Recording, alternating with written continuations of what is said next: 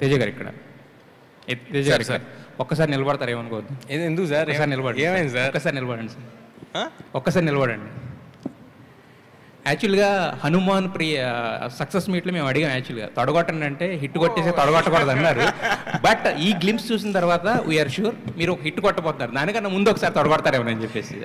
Sir అది ఏమీ లేదు సార్. అంటే నాకు నిజంగా చాలా ఆనందంగా ఉంది మీరు అందరూ ఇలాగా ఎంకరేజ్ చేసిన, సపోర్ట్ చేసిన. ఇది చూసినప్పుడు బాధ్యత వెంటనే ఫస్ట్ ఓ పక్కన ఆనందం వస్తుంటుంది, వెంటనే ఓ పక్కన బాధ్యత గుర్తొస్తూ ఉంటుంది డెలివరీ చేయాలనేది. But very thankful for your word sir. Sir అయితే మీరు సూపర్ హీరో దీంతో మీరు బ్లాక్ బస్టర్ హిట్ కొట్టారు యాక్చువల్లీ హనుమాన్ సినిమాతో. బట్ ఎవరైనా any super star in the world అంటే ఎవరు తీసుకున్నా కూడా, మన తెలుగులో తీసుకున్నా కూడా అట్లీస్ట్ ఏంటంటే ఒక జోనర్లో హిట్ కొట్టిన తర్వాత దానికి ఒక చిన్న బ్రేక్ ఇచ్చి వేరే జోనర్ అనేది ట్రై చేస్తారు. బట్ మీరు మాత్రం ఒక హిట్ కొట్టిన జోనర్తోనే మళ్ళీ దాన్ని మించిన హిట్ కొట్టాలని చెప్పి మళ్ళీ సెకండ్ ప్రయత్నం చేస్తున్నారు కదా. సో ఆ కైండ్ ఆఫ్ ఇదేమి రాలేదు ఆ టైం, అంటే మళ్ళీ సేమ్ కైండ్ ఆఫ్ అటెంప్ట్ అనేది ఏమి?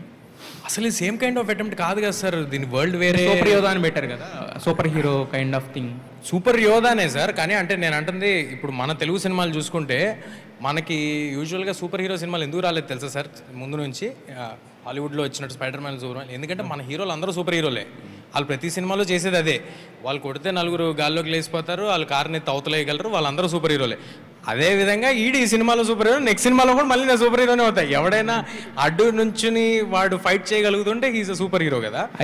అయితే ఇంతకుముందు మీకు యాక్చువల్గా మీరు 6th సినిమా ఇది, బట్ ఇంతకుముందు మీరు చేసిన 2 సినిమాలు కానీ నాట్ ఓన్లీ జాంబీరెడ్డి కావచ్చు, హనుమాన్ కావచ్చు, దాని ముందు ఒక సినిమాకి కూడా ప్రశాంత్ వర్మ కథ అందించారు యాక్చువల్గా.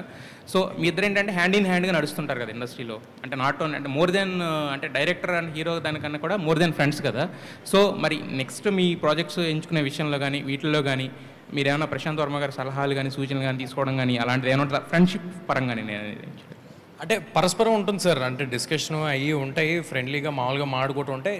నిజంగా మాడితే అది ఓన్లీ ప్రశాంత్ వర్మ గారితో కాదండి, ఇప్పుడు నేను కార్తిక్ గారితో కూడా నేను ఏదైనా ఆలోచిస్తూ ఉంటే, నాకు ఏదైనా ఆపర్చునిటీ ఉంటే ఒకసారి ఊరిని డిస్కస్ చేసి other person point of view, ఎందుకంటే వాళ్ళు డైరెక్టర్స్ కదా, నందిని గారితో కానీ అందరు నా ముందు చేసిన టచ్ వుడ్ లక్కీగా నేను ముందు చేసిన డైరెక్టర్స్ అందరూ నాతో చాలా మంచి రిలేషన్తో ఉన్నారు, అందరూ మళ్ళీ సినిమా చేస్తున్నారు.